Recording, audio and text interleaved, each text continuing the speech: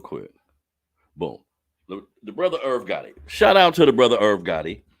Shout out to the Drink Champ. Shout out to Ja Rule. You know what I mean? Like in the early 2000s, I know Ja Rule get a lot of shit, but his style of music, right? Like how the melody driven hip hop, the singing on the records, this is something that he helped pioneer. Of course, there may have been people doing it before him, but he was really influential in ushering in that style of music. That brother made some classic records. He gonna be able to tour and rap those songs, sing those songs for the rest of his life. That's a fact. Like what Murder Inc. was able to do as a record label should be applauded. These black men, in a scandalous ass music business, they was able to be successful despite like all of the hurdles they had to overcome, right? So I give them that. Like Murder Inc. was a successful record label. Irv still making money off of certain shit, right? But young black men, this is a very teachable moment. You feel me? Because sometime in our culture, we get so hell bent on chasing the bag, chasing the beautiful woman, chasing the nice things, right? And again, based on like the slave mentality and all of the disenfranchisement so many of our families had to go through, I can understand this mentality to a degree, but it's a cost to it, right? And like the biggest thing I would want all young black men to understand: integrity, who you are when nobody's looking. All these things are probably the most important attributes you can have as a man. Like Irv Gotti, again, shout out to that brother. I don't got no animosity towards that brother, no horrible shit to say about his record label, nothing like that. But, right?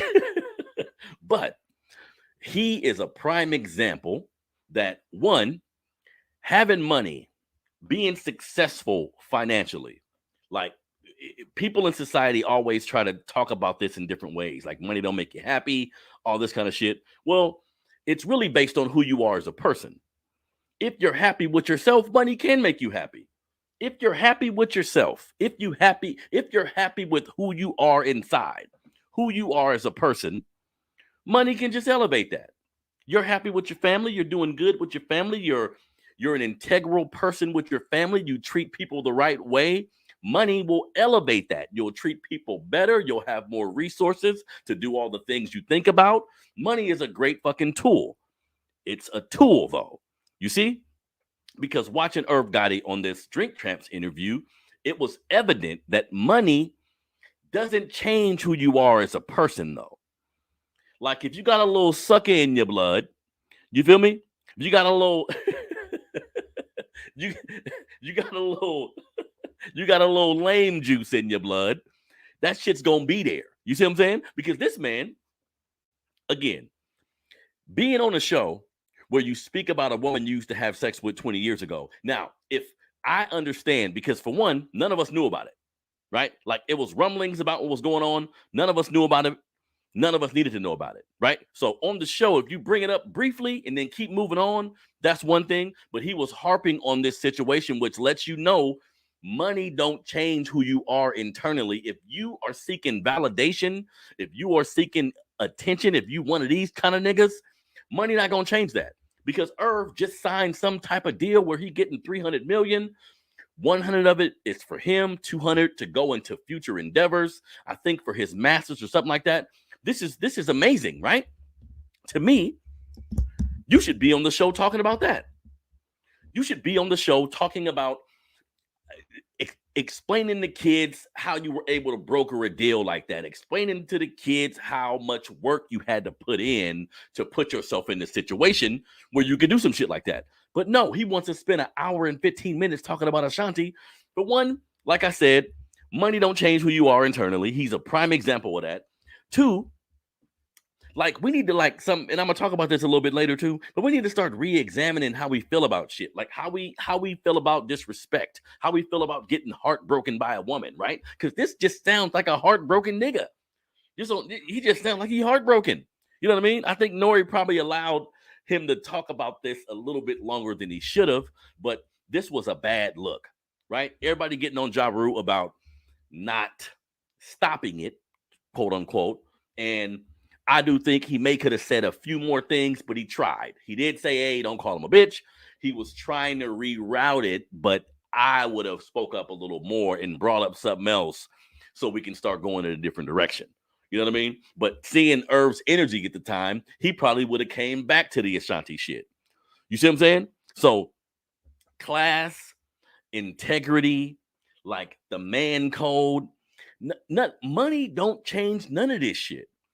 Just because you got money, just because you got influence, people will tell you all the time that there are extremely rich people who are happy, who are unhappy with their life, and it ain't about the money at that point. It's about not being happy internally. Like, you got to look at yourself in the mirror on a day-to-day basis.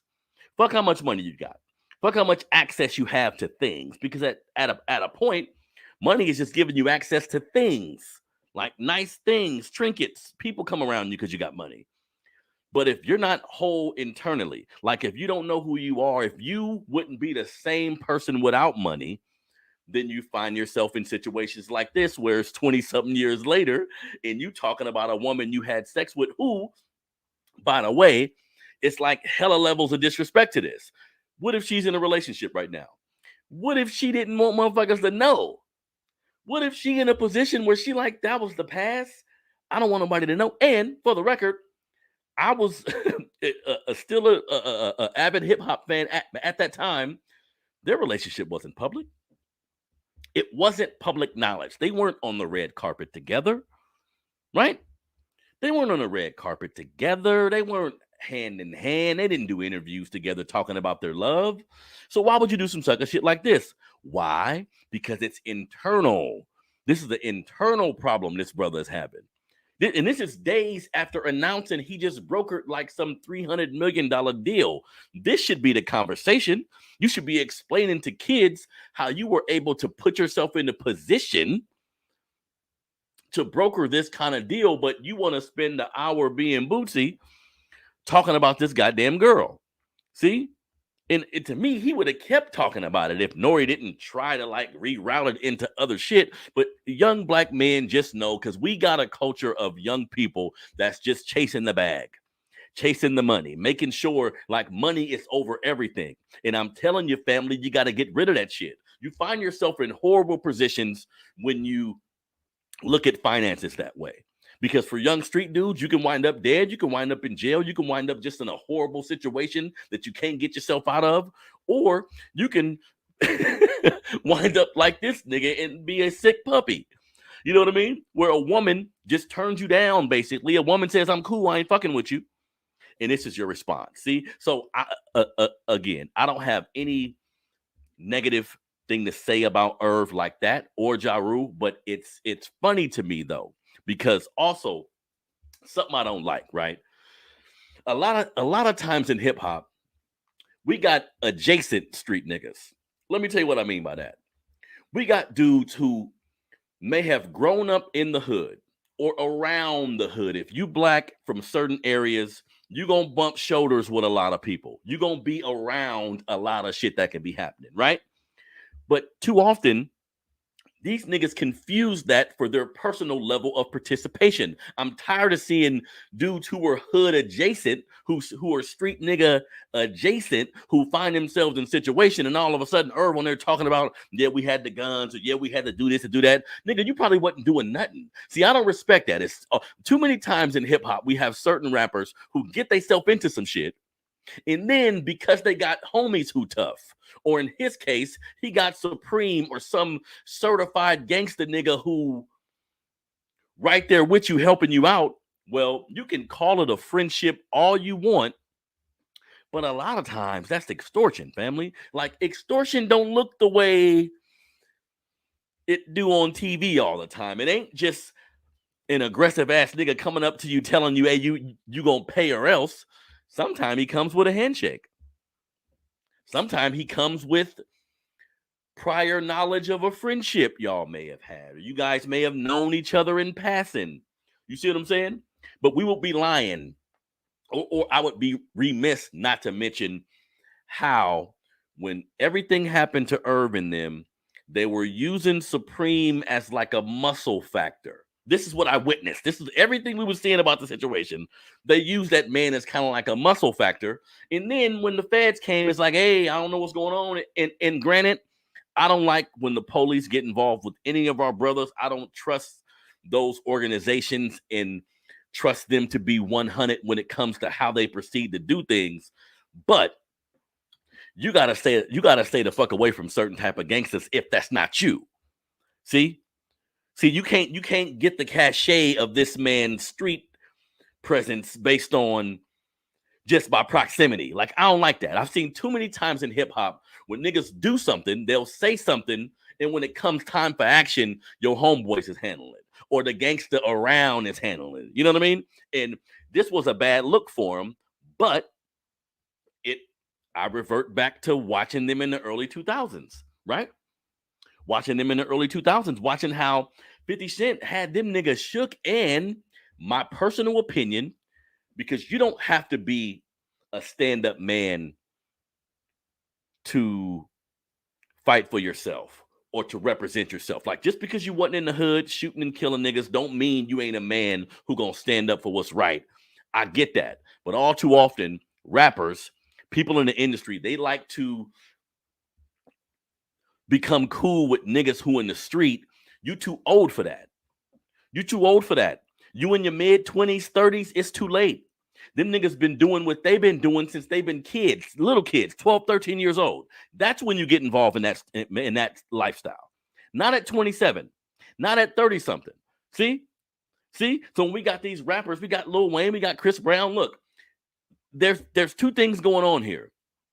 If you move to LA and you befriend gangsters, there's a price that comes with that, family. Whether you gonna pay monetarily or you gonna pay with your ass, you gonna pay with your time, you gonna end up paying.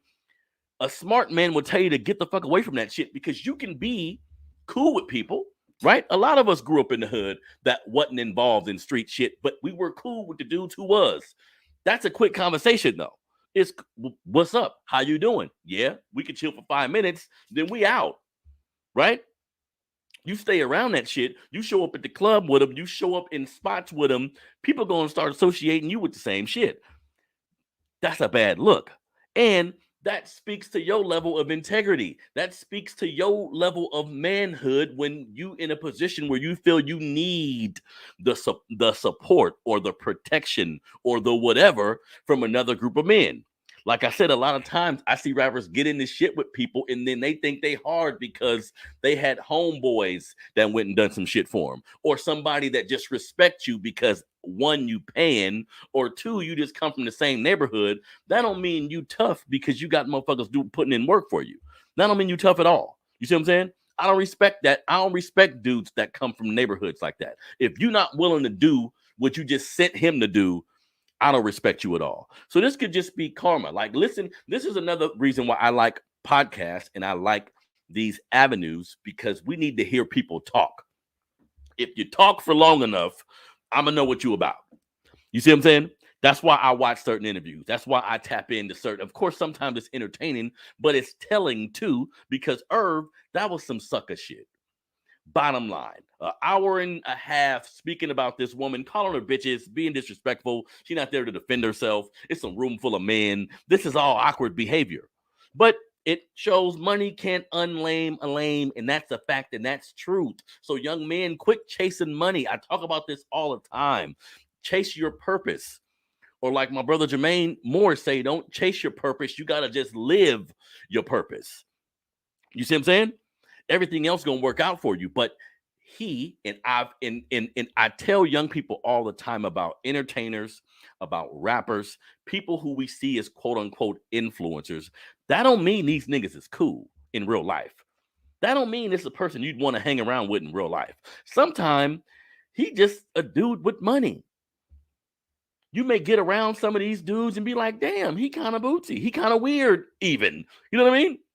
but he got money, so that brings respect. See, that's some Black American shit right there, where we look at people who got money and we idolize them for that fact, right? Without separating the money from the man. Yes, at times, a lot of times, to be successful financially, you have to do a lot of sacrificing. You have to put yourself in a position where it's sleepless nights. You have to dedicate yourself to something.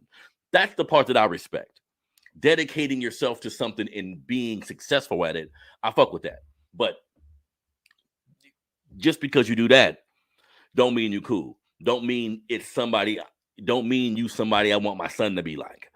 You see what I'm saying? So Irv played itself by and again, tact is an unused art in our society sometimes. You know what I mean? Because he could have spoke about some of these things and been much more tactful, but you show up to the interview, you wearing a watch he bought you. This is sucker shit. And it's neglectful, right? He was disrespectful, he was neglectful. Like her mama could have been watching, right? What if her mama didn't know y'all was fucking around? Right? What if her new dude didn't know y'all was fucking around? Like, what? That's not your business to go telling everybody. That's like some kiss and tell shit. If you do that, you would do a lot to me. You know what I mean? That says a lot about his character, but that's not on Irv, because young people need to realize this is just celebrities to a degree. Like, just because somebody made money, just because somebody made a way for him and his family, don't mean he can't be a sucker, right? Don't mean he a dude you want to hang around, right? So shout out to Ashanti. Like, shout out to Irv even. He just got that big deal. I think it's like 300-something million for his royalties or for his publishing, whatever it may be. I'm not sure the correct terminology, but shout out to that brother. He was a successful music mogul, but that interview with Ashanti, that was cringeworthy. Very entertaining, yet cringeworthy. You feel me? So next thing I want to talk about before I get out of here. So we talked about the reparations being lineage based.